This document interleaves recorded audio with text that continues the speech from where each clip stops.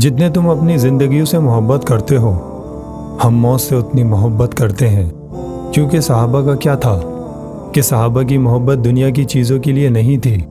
دنیا کی محبت ان کے دل میں نہیں تھی، کیونکہ ان کو یقین ہو گیا تھا کہ اس دنیا کو ہم نے چھوڑ کر چلے جانا ہے،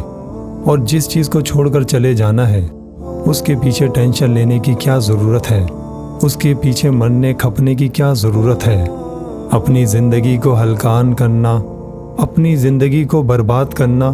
اسی ٹینشن اور ڈپریشن کے اندر کہ اس دنیا کی زندگی بہتر ہو جائے۔ اصل زندگی آخرت کی زندگی ہے،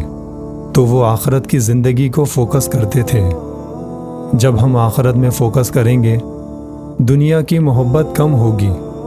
آخرت کے بارے میں زیادہ سوچیں گے، آخرت کی فکر زیادہ کریں گے، آخرت کی تیاری زیادہ کریں گے، تو آٹومیٹکلی کیا ہماری دنیا کی محبت جو ہے وہ کم ہوتی چلی جائے گی۔ تو یہ بھی ہماری ایک بے چینی کی وجہ ہوتی ہے کہ ہمیں اپنے آپ کو اس دنیا کی محبت